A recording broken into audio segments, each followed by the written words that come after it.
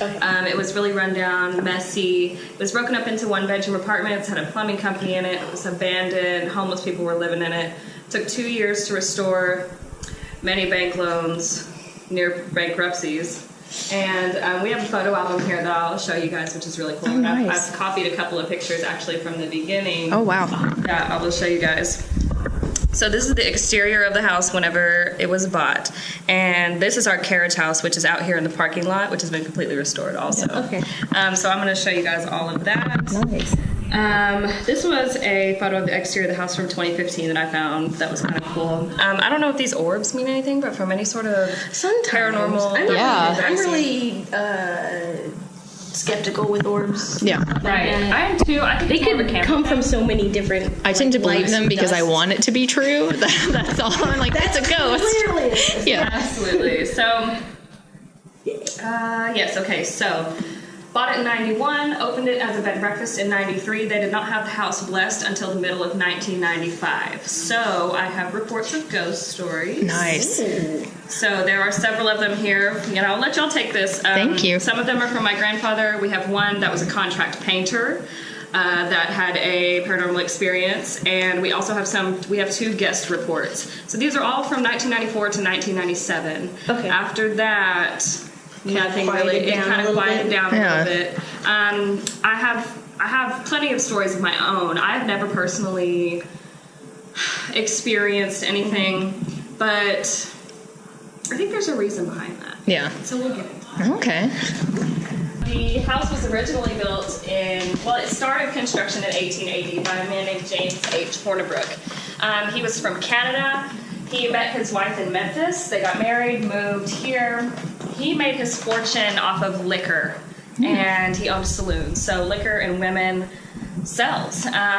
Since he was from Canada, that Southern society would not sell him land in downtown. Because, you know, in 1880, downtown Little Rock would have been maybe, what, less than 1 square mile? Yeah. So it was not a lot going on. So he came out 2 miles out of town and just built the biggest, baddest house that anybody had ever seen. And it was the baddest and biggest house for a while until other homes in the area started popping up. Yeah. And I don't know, personally, I think it's still one of the most special homes in Arkansas. It's incredible. Thank you. When this home was built, it had gas heat, it had electricity, it had 3 hot running water closets, which is a really big deal in 1888. Yeah. We've been able to preserve as much as we can. All the fireplaces that you see, the mantles are all original. These are 12-foot pocket doors. I love the chimneys that pop out. Yeah. We have 5 fireplaces total in the home, and all of them are original. The only thing that we had to replace in the restoration was this fireplace here. The marble had to be replaced. Like I said, the home was just in ruins. I mean, it was a mess. There was shag carpeting through here in these 2 parlors, but we weren't able to preserve the parquet floors except for these 2 rooms.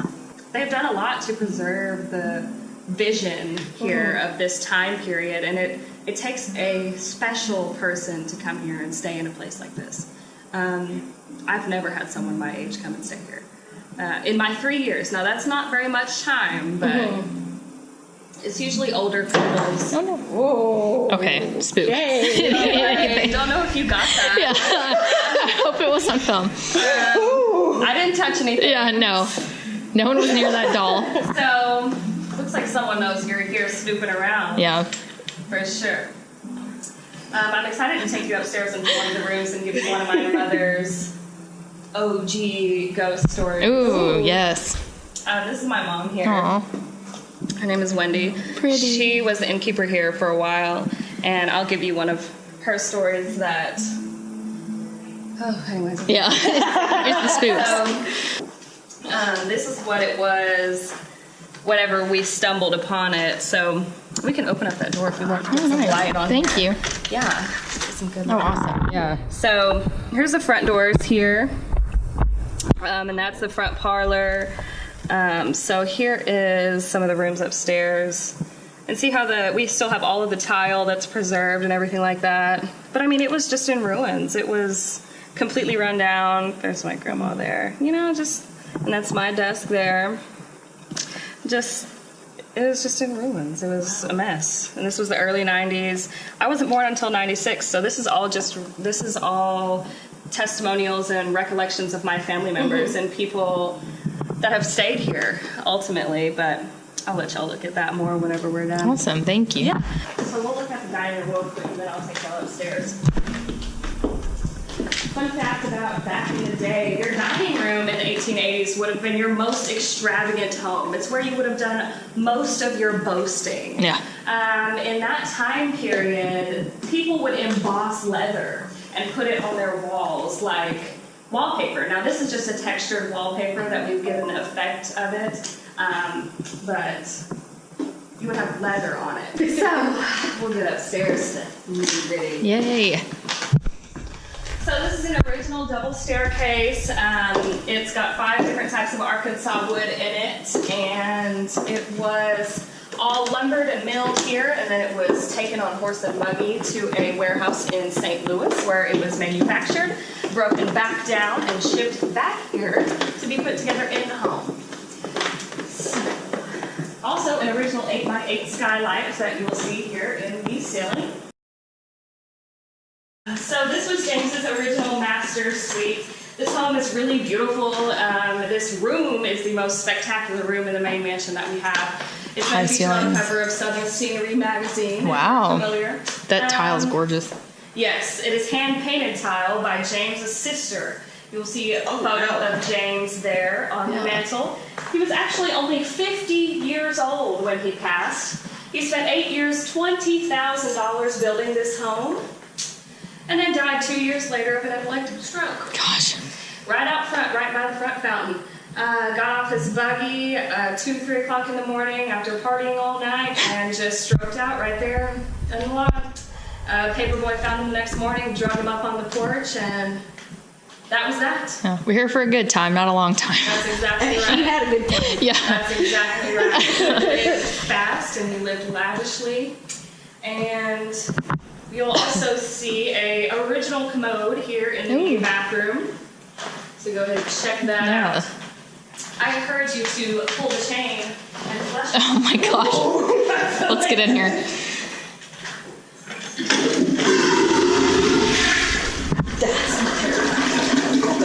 Everyone in the house can hear you flush the toilet. That's amazing. Guess no one's using the bathroom. Yes. This is that long foot. I know. That's gorgeous. I need one of those toilets. One day I'm going to win the lottery and then I'll see. So I will show you this room, and you'll have to do a voiceover because one of the ghost reports that I gave to you there features this room, and it's pretty messed up. So Oh. go ahead and, yeah. All right. So this was in July of 1997. A guest reported to us, "Our house is very haunted. The souls are still here," she said. The first sighting was just outside her room. There, standing a large woman dressed in pink with her hair up on her head. She was wearing a lace scarf around her neck and appeared to be about 30 to 35 years old. Later that evening, she looked in another room. This is the room here she's speaking of. It was very cold and dark, and it smelled of pipes or cigars. There she saw a man that appeared to be a captain. We believe that he was sitting in that chair right there under the photo. Yeah. There she saw a man that appeared to be a captain. He was angry, or perhaps drunk. The captain was a heavy-set man with a white beard, black pants, white shirt, and tall black boots. You'll see a photo there on the coffee table. Hanging on the back of the chair in the room was a military or maritime-style coat with gold buttons and eyelets. On the bed was a slim little woman that seemed to be crying or upset. In what is now known to be the maid's closet, a guest found a young black woman folding laundry. To her, the closet seemed damp and colder compared to the room where she saw the captain. It also had the smell of old. She heard men's voices above her laughing, children arguing, and sounds of boots stomping, occasionally canes hitting the ceiling. It lasted until around 4 a.m., and then the house became dead quiet. It was then that she could feel someone looking at her from above. That's awesome. That's okay. And spooky. Yeah.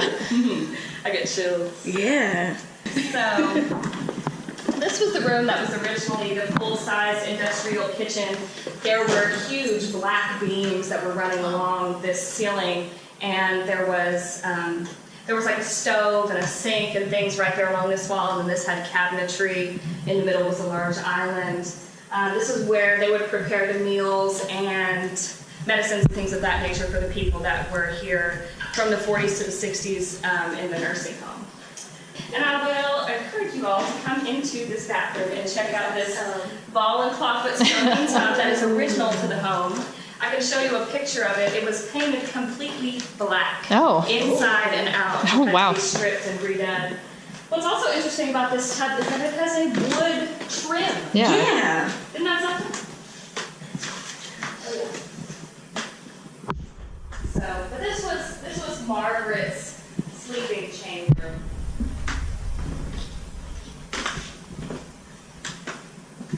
And these are so juicy, man. These are so good. Seriously. Don't do on that. This is my grandmother's wedding dress. Oh, here. wow.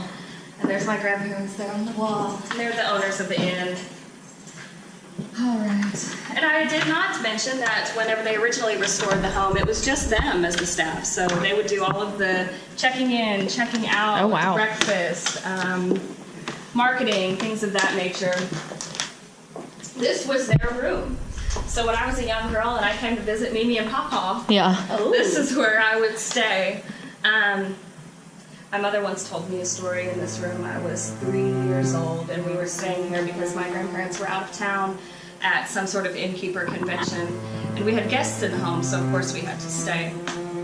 She was on this side of the bed, and I was on the ladder, and we were sleeping. It was in the middle of the night. It was probably 2 or 3 o'clock in the morning, and she felt a cold rush over her in the middle of the night. She just kind of woke up. She didn't sit up or anything, but she just kind of felt a cold sweat, you know, and out of her peripheral, she saw what the guest had mentioned earlier, that tall woman, about 30 to 35, in a pink dress and headscarf with a bun on her head.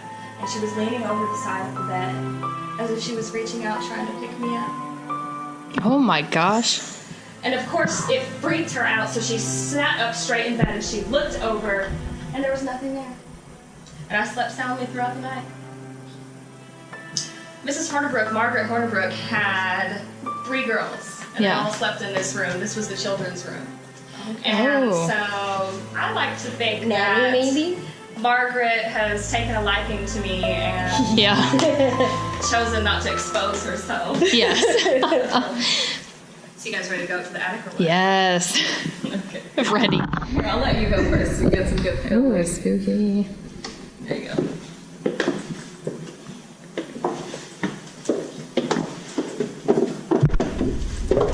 I will tell you that it'll smell like that shit, okay? Okay. That's all I'm gonna say. We don't have bats, but we have lots of bat shit.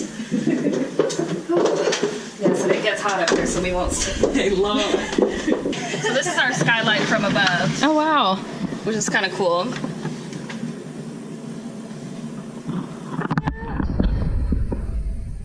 I feel like being a kid here was probably the funnest thing. Yeah, like all the childhood cool. memories. It was cool. So yeah, get a shot of that right there. And go ahead and open the door and get your film. Oh, my gosh. Oh, we read about the card game. So as you know, James Hornibrook was quite a drinker and a gambler. He enjoyed his women and his illicit activity. He installed this room in the 3rd story attic of his home to run an illegal gambling trade.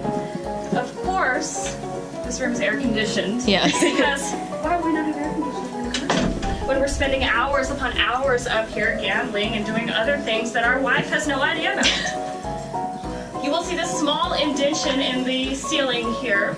They would push that open because there is another half story here at our steeple, which comes to a point. There are 3 small windows in the steeple and 1 light that hangs down from a string. He would send his youngest son into the steeple to look out the windows and watch for the authorities to avoid being raided. And there is bullet hole there in the stained glass that you can see. Oh my gosh, let's get that. And that is coming from the inside. Oh. Oh. So, Game there's gone some wrong? serious shit going on in Yeah. here. I want to see if I have any. Okay, so the. Okay, there's a painter. Yes. Okay. Okay, September or October 1995. Timmy Watts was a contract painter working on the completion of the interior during the opening of the bed and breakfast. We had already had a few guests and were trying to finish the interior of the attic room where Mr. Hornibrook reportedly carried on high-stakes illegal poker games so that his saloon downtown would not be raided. Tim reported working on restaining the polyurethane on the interior wood of that room. This is the room we're sitting in here. While working, he ran out of his stain, left the room to a larger part of the attic to secure the additional stain. When he went back to re-enter the room, the door was closed. This door at the time had no handle or lock, so he couldn't have locked himself out. After attempting to open the door unsuccessfully, Tim left the attic to secure a screwdriver to open the jammed door. Upon his return, the previously closed door stood open. As this fact dawned on him, the imagery of a dapperly dressed gentleman in a Homburg hat appeared. Tim left the attic, vowing to never return. Wow. And this Homburg hat gentleman makes several appearances, mostly to my grandfather in 1994. I can read those aloud if you Oh yeah. Gotcha. So y'all will have to put that footage there while I'm Yes. Good, okay. So let's see. It consisted of an 18 by 24 foot commercial kitchen done with the black cabinets, kitchen carpeting, and massive ceiling beams created to the most unattractive kitchen he'd ever laid eyes on. While he was contemplating how on earth this room could become the tastefully decorated Victorian bedchamber his wife had in mind, Sharon was exploring elsewhere in the house. After 1 month of ownership, she was questioning whether her strong determination might have really gotten her into this time. Sorry. The house seemed so cold and uninviting. She was beginning to think her early confidence was over-exuberance to the max as the chilling reality of this massive restoration began to fully dawn. Out of the corner of Bob's eye, he just caught a bit of movement in the hall to his right. Turning his head fully to focus on the distraction, disbelief held his attention to the ethereal sight slowly descending the stairs. This would have been the attic stairs. 2 eyes beneath the dapperly peaked Homburg hat captured his imagination as the vision almost floated down the stairs. His clothing matched his chapeau, elegant, sleek, and crisp. But those eyes, as if by telepathy, Bob understood his gaze. Hackles raised on the back of his neck as the reality of the situation sank in, quickly glancing to find Sharon to share his shock. He returned his stare again at the stairwell. The vision was gone. But those eyes. He would never forget the haunting look of those eyes. Beseeching, imploring, saying, save this house. June of 1994. So this was about 5 months later. Bob stood alone near the foot of the stairs in the center stair hall. It was mid-June and already getting warm. Work was progressing slowly. The project manager had the curved, solid oak front doors out of having them resized to open from the correct side as they would have when it was a residence instead of a nursing home. The opening was covered with solid black plastic. Concern immediately welled inside. That certainly wouldn't stop anyone from trying to steal the architectural features, such as the 5 remaining original Eastlake mantels, or the $20,000 worth of original custom-designed solid brass hardware and door hinges. He'd have to have the project manager come back this afternoon. Sweat began to bead on his forehead. The house was deserted and silent after the hordes of workmen of all description departed for the day. The dead silence always seemed a little surreal. Suddenly, a blast of Arctic air penetrated to his very core and rushed to the door. Bob turned to look from behind where it had originated. He didn't really have a look. Innately, he knew nothing would be there. A chill engulfed his very being. But an image was, nonetheless, graphically etched on the slate of his mind. He wore a peaked Homburg hat and was very dapperly dressed. In his mind, he knew it was a reminder from the previous visitor. Don't you dare forget whose house this is. I'm watching. So all of the like really big sightings and stuff kind of quieted down after they finished remodeling everything, huh? And then they blessed it. They blessed the house after, well, because we had guests coming down to breakfast with, there was one woman that was locked in here, Eliza, I couldn't show you that room because there's a guest in it right now, but she said that she was locked in the bathroom and there was pounding on the walls and the ceiling all night long. She came down to breakfast and told this to the entire table, and my grandparents are sitting there like, this isn't great for business. Yeah, exactly. Although if we were guests, we'd be like, where? Yes, please. See, but yeah. It was different. Nowadays, more people are into that kind of stuff. Yeah. But back then, that's the kind of thing that They're like, no, thank you. Yeah. Oh, wow. That's for me in my house. We will serve more. Thank you. Thank you so much for welcome. everything. Hey, Hey guys, it's me, Sammy. it's me, Taylor. Thanks for watching our video. Make sure to like and subscribe. We'll be having a lot more spoopy videos like this coming out. So stay tuned. And some true crime stuff. Yes. Okay, bye. Bye.